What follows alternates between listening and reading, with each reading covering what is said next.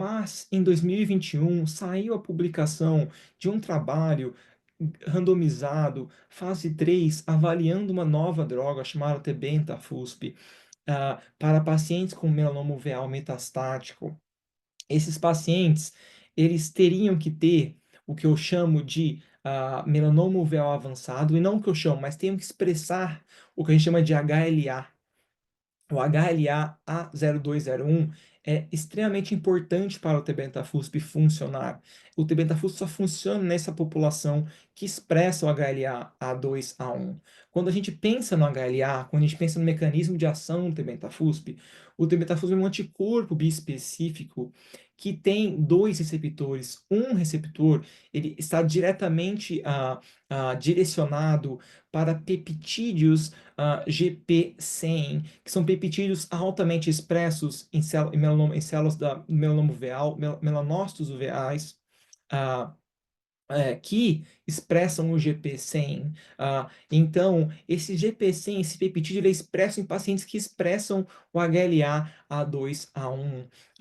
Então, o que a gente sabe é que metade da população vai expressar o HLA A2 e, por conseguinte, vai poder receber o tebentafusp, que é esse anticorpo específico.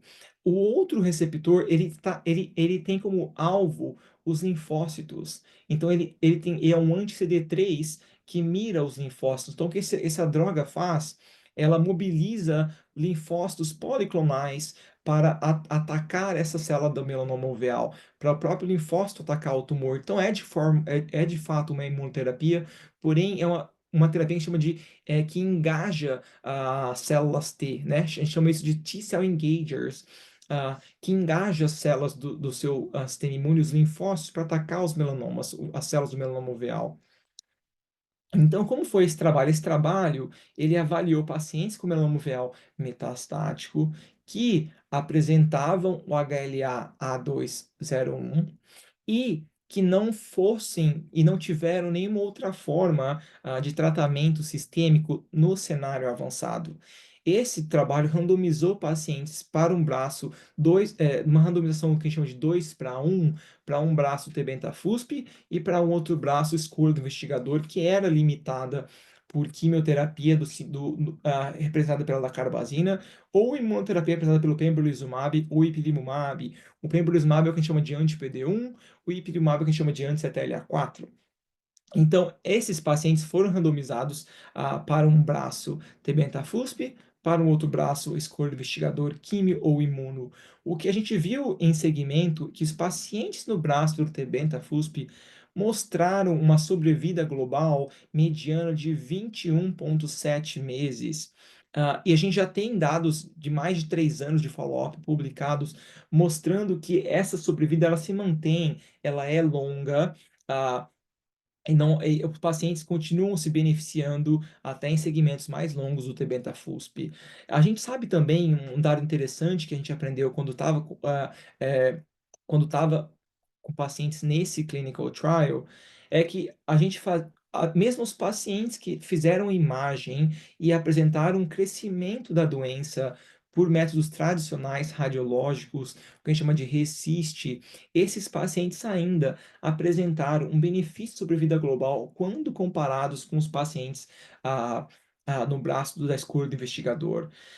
O que a gente sabe e o que a gente entende atualmente é que as imagens ainda não são o melhor método para avaliar a eficácia do tebentafusp. Então, várias formas, vários estudos tentando entender biomarcadores para identificar pacientes que se beneficiam dessa doença e, eventualmente, suplantar a radioterapia como melhor marcador, estão em fase de avaliação em estudos. Como o tecimetafusp funciona é que esses pacientes, eles passam, a droga ela é escalonada. Quando o paciente começa o tratamento, a droga ela é o que chama de inpatient escalation, que chama, o paciente ele é admitido na primeira semana, ele recebe 20 microgramas. Depois ele é admitido na segunda semana e recebe mais 30 microgramas. E aí ele vai de alta na terceira semana, a cada 7 dias, e recebe a dose cheia do metafusp, que é 68 microgramas. Então, esse escalonamento de dose, ele é realizado, pois a gente sabe que quando o paciente recebe essa doença, recebe esse tratamento, existe uma inflamação proeminente gerada pelo mecanismo de ação do T-beta-FUSP. Após essas primeiras 3 semanas, o paciente segue o tratamento de forma não, de forma ambulatorial, o paciente não é admitido no hospital. Os sintomas adversos mais comuns que o paciente pode desenvolver, principalmente no começo, são mais prominentes no começo: febre, hipotensão, rash cutâneo, coceira. E o que é interessante, e a gente aprendeu com essa doença, é que à medida que o paciente ele evolui, ou não que ele evolui, na medida que o tempo passa e ele segue em tratamento, a intensidade da frequência desses efeitos adversos reduz significativamente. Se você olhar esse gráfico à esquerda, mostrando aqui os principais efeitos adversos, você consegue entender que o rash, a febre, a pressão baixa, a hipotensão, eles reduzem significativamente após o primeiro mês e assim sucessivamente, e via de regra o paciente tem uma boa tolerância ao T-beta-FUSP.